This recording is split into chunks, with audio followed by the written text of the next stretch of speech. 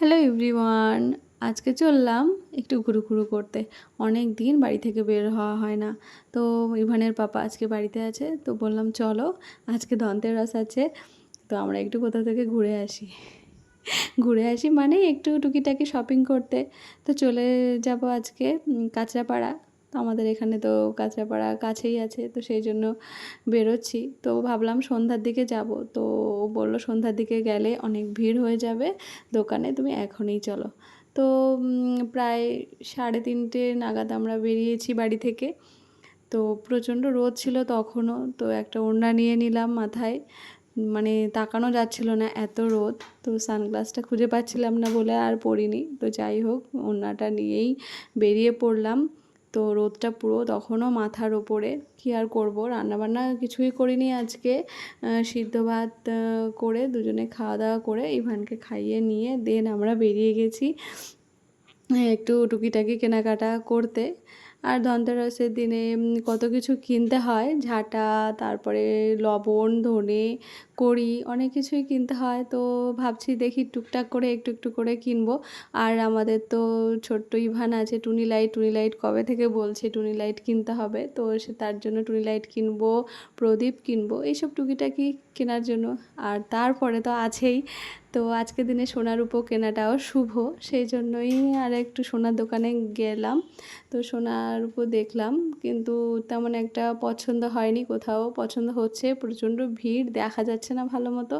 তো রাস্তার সামনে দেখলাম যে প্রদীপ বিক্রি হচ্ছে, তো প্রদীপ কিনে নিলাম। খুব সুন্দর সুন্দর ডিজাইনের ছিল, কিছুটা নর্মাল প্রদীপ কিনলাম আর একটু ডিজাইনের ফুলের মধ্যে কিছুটা কিনলাম আর কি।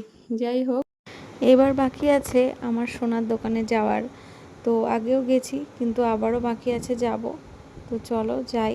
কিন্তু যাওয়ার আগে চলে আসলাম মেয়ে আমারতে, ইভানের জন্য একটু কিছু খাবার খাইয়ে নিলাম, কারণ ও কান্নাকাটি করবে, এত ঘোরাঘুরি করলে ও ভীষণ ক্লান্ত হয়ে যায় আর খুব কান্নাকাটি করে আর কি। যাই হোক, ওর পেটটা ভরা থাকলে আর কান্নাকাটি করবে না। তো যাই ওকে খাইয়ে নিলাম একটু। তো তারপরে চলে গেলাম হচ্ছে টুনির দোকানে। টুনি লাইট দেখেও ইভান তো দাঁড়াবে আর কি, তো এখান থেকে টুনি কিনে নিলাম, খুব সুন্দর সুন্দর টুনি ছিল আর কি। তো এখান থেকে নিয়ে নিলাম, আর রাস্তার পাশে ঝাঁটা ছিল জানো তো, তো ঝাঁটাটাও কিনে নিয়েছি। তো মোটামুটি সব কিছু টুকটাক কেনাকাটি হয়ে গেছে। তারপরে খুব খিদে পেয়ে গিয়েছিলো আর চলে এসেছি ঢাকেশ্বরী চাইনিজে। তো এখানে এসে ইভানের জন্য চাউমিন নিলাম, আর আমরা নান রুটি আর হচ্ছে চানা মশলা, ব্যাস এটুকুই খেয়ে নিলাম। খেয়ে একটু ছবি টবি তুলছিলাম। অ্যাকচুয়ালি কী বলো তো, প্রচণ্ড ঘোরাঘুরি করে খিদে পেয়ে গেছিলো, তো কী আর করা যাবে, খেয়ে নিয়েছি। আর রান্নাবান্না তেমন কিছু করিনি, বাড়িতে এসে রান্না করতে ইচ্ছা করছিল না, এর জন্যই।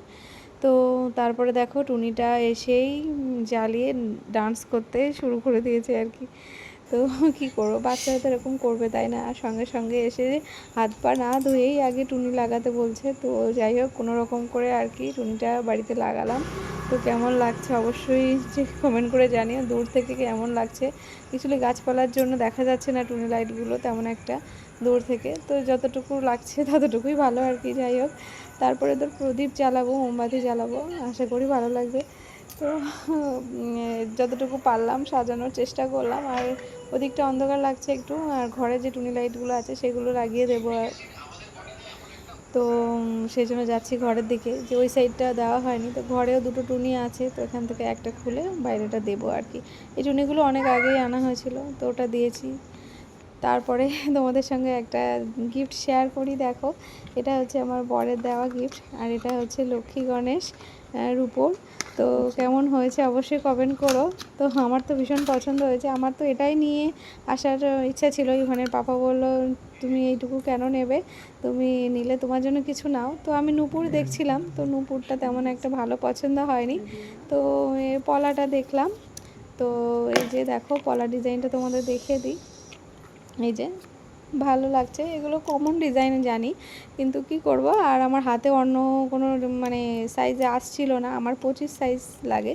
তো 24টা হচ্ছিল, কিন্তু খোলা ফেলা করা যাচ্ছিল না, অনেক সুন্দর সুন্দর ডিজাইন ছিল। তো চলো কমেন্ট করে জানিও। Tata, good night.